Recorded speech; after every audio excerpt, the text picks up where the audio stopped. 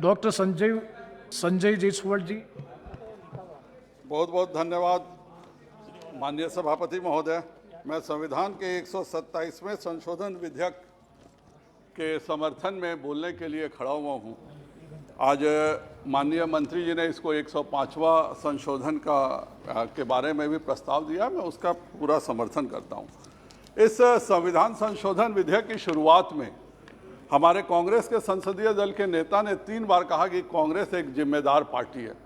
मैं आश्चर्य में पड़ गया, लेकिन तभी उन्होंने सुधारा भी कि 1930 की वो बात कर रहे थे कि 1930 में कैसे उन्होंने अधिकार दिया था, क्योंकि किसी भी निर्वाचित सांसद के लिए संविधान संशोधन विधेयक जब लोकसभा में आए उससे प्रमुख दिन तो कोई हो ही नहीं सकता। लेकिन अगर किसी दल के राष्ट्रीय अध्यक्ष, पूर्व राष्ट्रीय अध्यक्ष श्रीनगर में आज छुट्टियां मना रहे हों और यहाँ पे कोई कहे कि जिम्मेदार पार्टी है, तो थोड़ा सा अजीब जरूर लगता है हम लोगों को। हम लोग कंफ्यूज ही रहते हैं हम लोग भी। अब उसी तरह बाबा साहब आम्बेडकर की बात कर रहे थे। अब बाबा साहब आम्बेडकर को लोकसभा चुनावों में किस दल ने किस तरह से हराने का काम किया, क्या इसका किसी से छुपा हुआ है क्या? इन लोगों ने, चूंकि ये 1930 की बात कर रहे थे कांग्रेस की, तो मैं एक्सेप्ट करता हूं, क्योंकि आज़ादी के समय महात्मा गांधी जी के कहने पर ही श्यामा प्रसाद मुखर्जी जी को उद्योग मंत्री बनाया गया था। लेकिन जब देश के बारे में 2 संविधान 2 विधान की बात हुई तो उसको सही करने में 70 साल, एक जब गरीब का बेटा प्रधानमंत्री बनता है तब वह होता है, यह भारतीय जनता पार्टी का काम है। उसी तरह से एक बुजुर्ग महिला को, जो 70 साल की बुजुर्ग महिला अगर गुजारा भत्ता मांगती है तो उसको देने के लिए एक यहाँ पे कानून लाया जाता है। और जब 3 तलाक के कानून को खत्म करके सभी महिलाओं को समान अधिकार देने का काम किया तो वह प्रधानमंत्री श्री नरेंद्र भाई मोदी जी ने किया। जिन लोगों ने कालेलकर समिति की रिपोर्ट, मंडल कमीशन की रिपोर्ट, सभी रिपोर्ट को कूड़ेदान में फेंकने का काम किया, छुपा के रखा कि कहीं पीड़ितों को, पिछड़ों को अधिकार नहीं मिल जाए, वह लोग आज जिस तरह की बातें करते हैं तो जरूर आश्चर्य लगता है। और इसलिए कोई कंफ्यूज होना कि मैं समर्थन करता हूं, मैं विरोध करता हूं, अभी हम लोग सुन ही रहे थे, तो यह लाजमी है, क्योंकि सही स्थिति तो कुछ और ही होती है।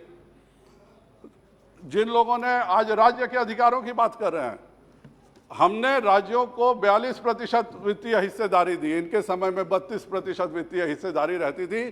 तो हम राज्यों के फेडरलिज्म के प्रति कितने संवेदनशील हैं, यह हमारा स्वभाव भी है और यह हमारी परंपरा भी है।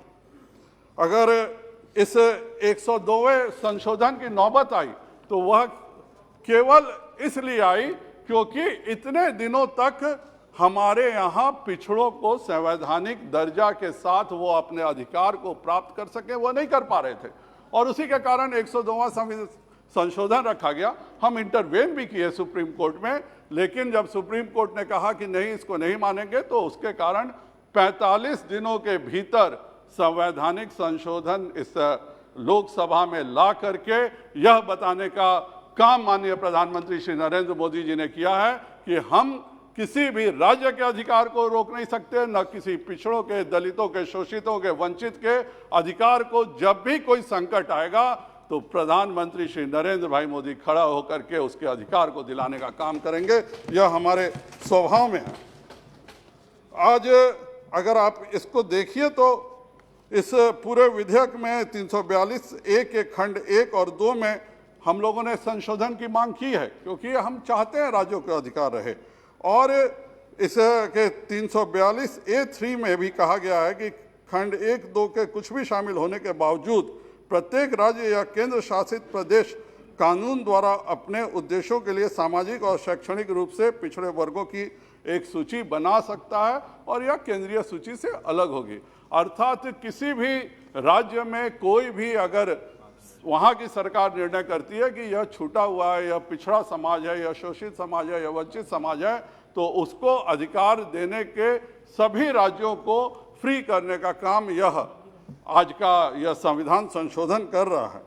और मुझको यह बहुत ही खुशी हो रही है कि इससे हम जिन लोगों के कारण सत्ता में आए हैं उन सभी को हम सम्मान देंगे। हम सबों ने लगातार, आज अगर नीट पीजी की बात करें, सिंगल पॉइंट रोस्टर की बात करें, जहां भी हमारे छात्रों के रिजर्वेशन की बात करें, सभी जगह पर हम एक दायित्वपूर्ण सरकार देते हुए पिछड़ों का भी हक दे रहे हैं और उसके साथ ही जो हमारे सामान्य वर्ग के गरीब बच्चे जो कहीं ना कहीं शिक्षा के क्षेत्र में पीछे रह जाते हैं, उनको भी अगर समान अधिकार दिलाने का काम किया है तो वह माननीय प्रधानमंत्री नरेंद्र भाई मोदी जी ने ईडब्ल्यूएस आरक्षण का 10% देने का काम किया हुआ।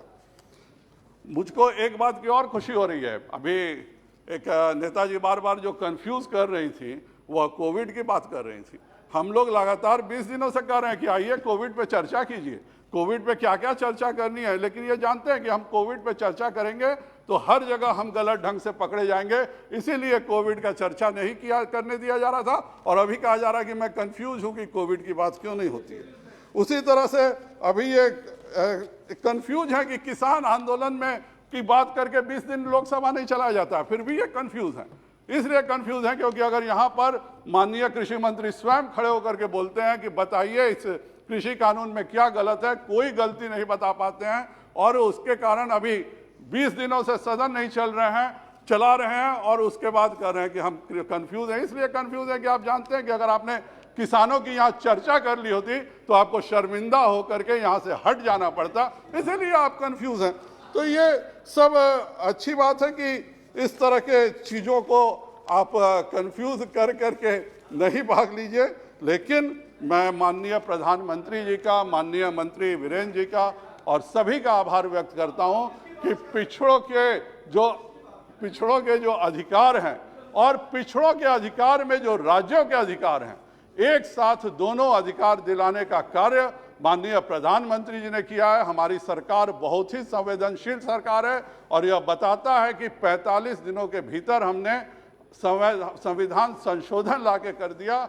इसलिए हम अपने सब गरीब, वंचित, पिछड़े, दलित सभी के लिए संवेदनशील हैं। हमारा एक ही नारा है, सबका साथ, सबका विकास और सबका विश्वास, और इसीलिए मैं इस संविधान संशोधन का पूर्ण समर्थन करता हूं।